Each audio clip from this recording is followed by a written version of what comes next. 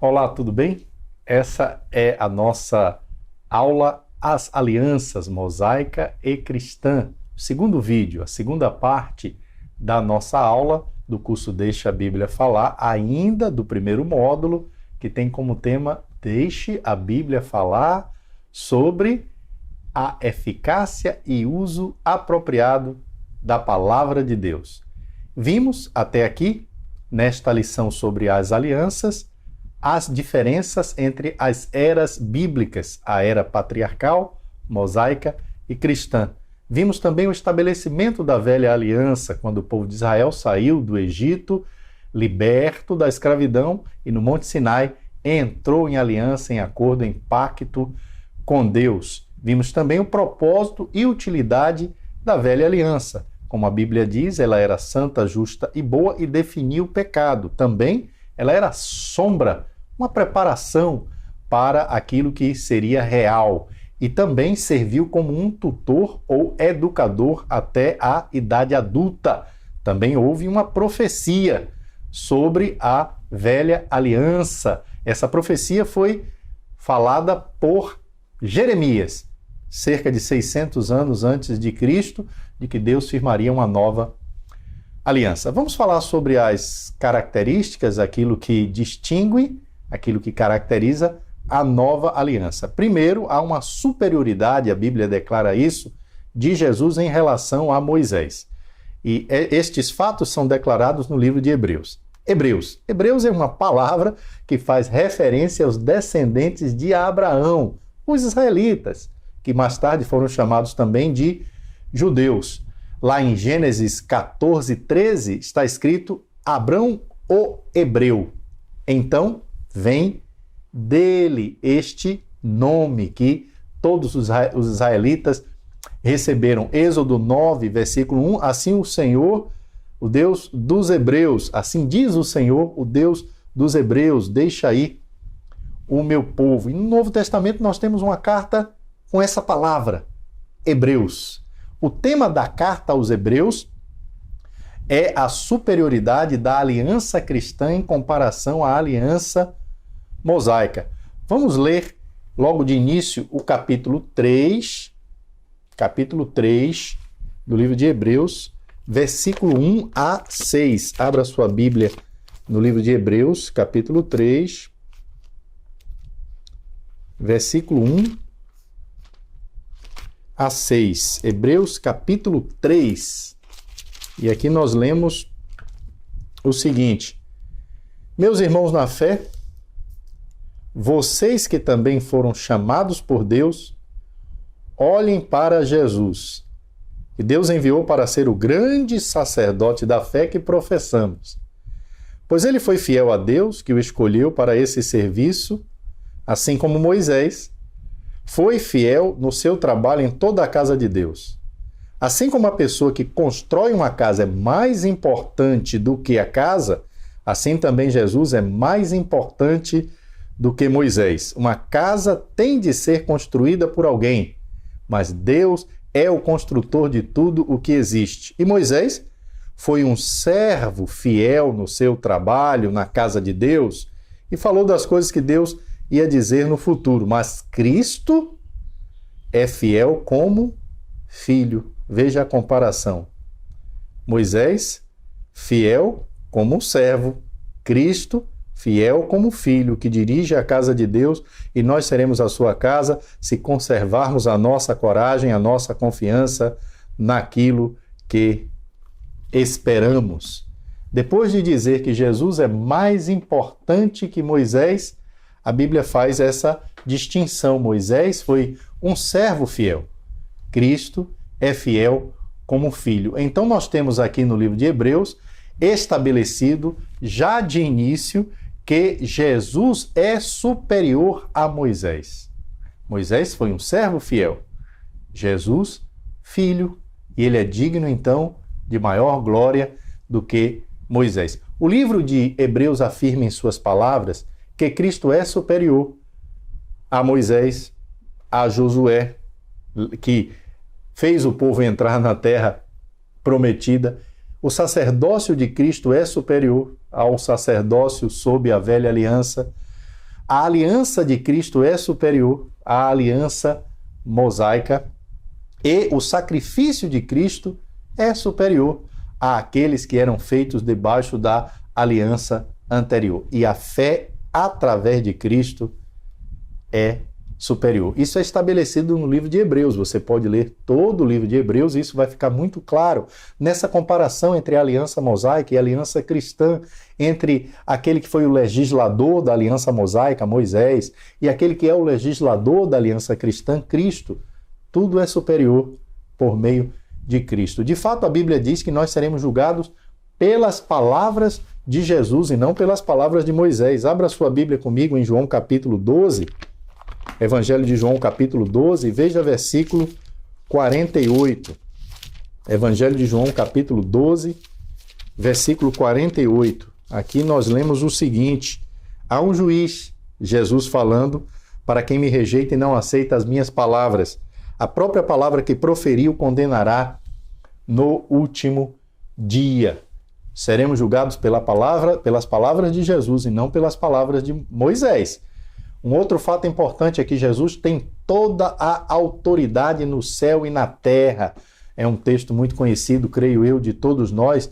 Mas Jesus disse em Mateus capítulo 28, versículo 18, foi-me dada toda a autoridade no céu e na terra, inclusive sobre as leis recebidas por Moisés. Jesus também disse ser o Senhor, ou seja, ter toda a autoridade sobre o sábado.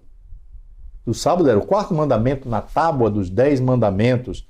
Dá uma olhada comigo em Lucas capítulo 6, vou ler na nova tradução na linguagem de hoje. Lucas capítulo 6, versículos 1 a 5. Lucas capítulo 6, versículos 1 a 5. E aqui nós leremos o seguinte. Lucas capítulo 6, versículos 1 a 5. Peço que você também abra a sua Bíblia. Num sábado, Jesus estava atravessando uma plantação de trigo. Os seus discípulos começaram a colher e a debulhar espigas e a comer os grãos de trigo.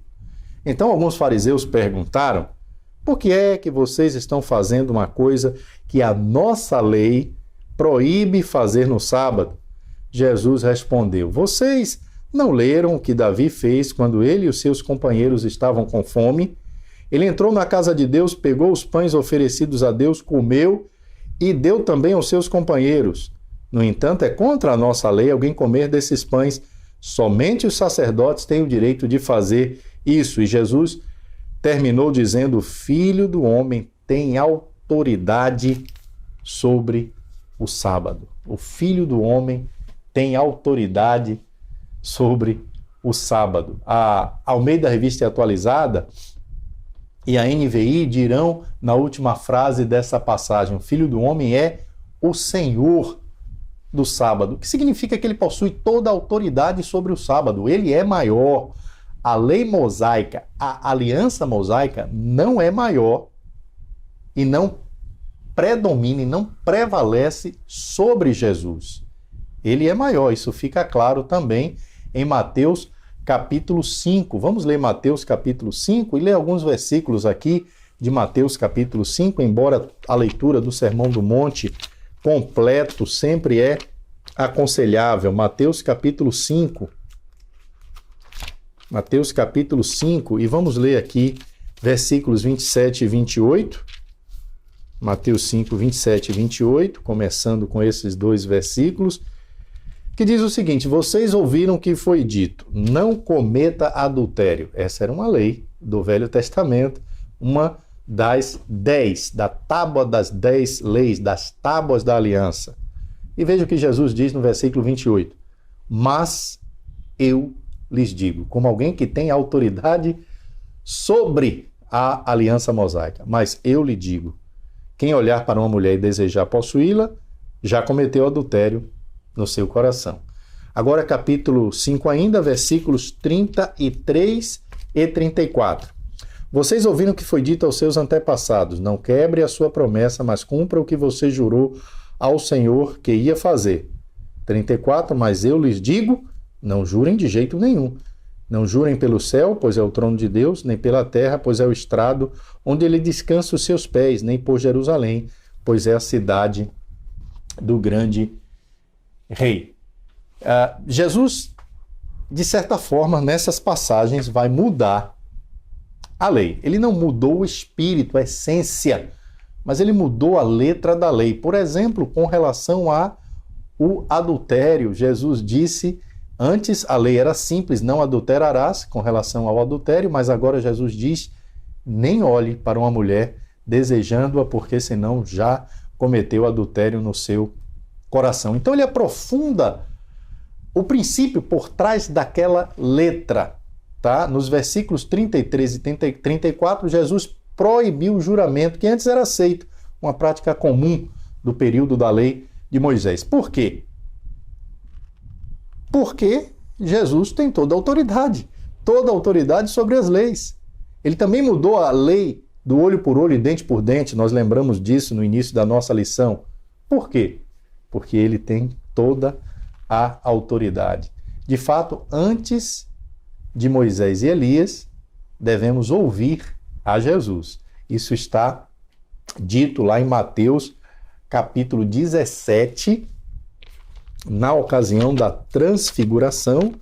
Nós lembramos desse episódio quando Jesus foi transfigurado e as suas roupas passaram a brilhar. Ele, por completo, passou a brilhar e os discípulos ficaram impressionados com aquela visão.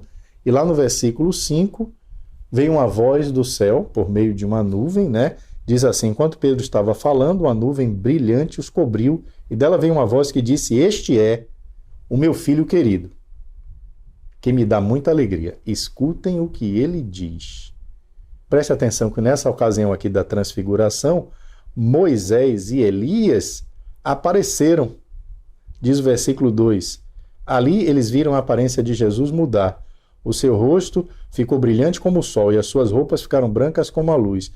E, versículo 3, e os 3 discípulos viram Moisés e Elias conversando com Jesus. Então, Moisés e Elias estavam presentes no evento da transfiguração, mas a voz do céu, claro, é a voz de Deus, disse, se referindo a Jesus, não a Moisés ou Elias, este, Jesus, este é o meu filho querido, que me dá muita alegria, escutem o que ele diz. Então, a ele, Jesus, não a Moisés ou a Elias, a ele é que nós devemos dar a proeminência, o lugar mais importante, a ele é quem nós devemos ouvir. E se Jesus disse uma coisa que não está muito alinhada, muito em harmonia com o que Moisés disse, prevalece o que Jesus disse. Por exemplo, na lei do adultério, por exemplo, no que se refere ao sábado, quando ele disse, eu sou o Senhor, eu mando, eu controlo, eu domino o sábado. Então prevalece o que Jesus diz. Hebreus capítulo 8, versículo 6, vai afirmar que Jesus é mediador de uma aliança superior, com superiores promessas. Dá uma olhada lá comigo em Hebreus capítulo 8, versículo 6, melhor dizendo. Hebreus capítulo 8, versículo 6. E lá está escrito, agora, porém, o ministério que Jesus recebeu é superior ao deles, assim como também a aliança da qual ele é mediador é superior à antiga, sendo baseada em promessas superiores. O ministério que Jesus recebeu é superior ao deles, e aí está se referindo aos sacerdotes do Velho Testamento. A aliança da qual ele é mediador é superior à antiga. Tudo é melhor na nova aliança e também é baseada em superiores promessas, tá? Jesus é superior em relação ao sumo sacerdote, também em relação a Moisés, como já vimos na Epístola aos Hebreus, no capítulo 3. Ele é mediador de uma aliança que é superior. A aliança foi feita por meio, através dele. Isso é o que significa a palavra, o termo mediador. E essa aliança superior também contém promessas superiores. A primeira aliança tinha defeito. Ela era incapaz de salvar, porque o homem é incapaz de cumprir todas as suas exigências. E isso pode ser visto no livro de Hebreus, mais uma vez, né? Como eu falei, o livro de Hebreus é um livro fantástico que faz essas comparações e essas explicações entre as diferenças da velha e nova aliança. Hebreus capítulo 8, versículo 7 dirá, na NVI, pois se aquela primeira aliança fosse perfeita, não seria necessário procurar lugar para outra. Se aquela primeira aliança fosse perfeita, não seria necessário procurar lugar para outra. Ela não era perfeita, ela tinha defeito. E qual era o defeito? Ela era incapaz de salvar, porque o homem é incapaz de cumprir todas as suas exigências. Mas e quando foi que a aliança estabelecida por Deus, por intermédio de Jesus, através de Jesus, a aliança cristã, passou a vigorar ou valer? E a aliança mosaica, que está principalmente nas páginas do Velho Testamento, deixou de vigorar ou valer? Quando? A aliança cristã passou a vigorar ou valer a partir da morte do seu testador, que é Jesus. Veja comigo esse texto também no livro de Hebreus, capítulo 9, versículos 15 a 22. Eu vou ler na nova tradução na linguagem de hoje. Estou usando duas traduções para facilitar a compreensão dos termos bíblicos, das palavras e expressões bíblicas. Então, Hebreus capítulo 9, versículos 15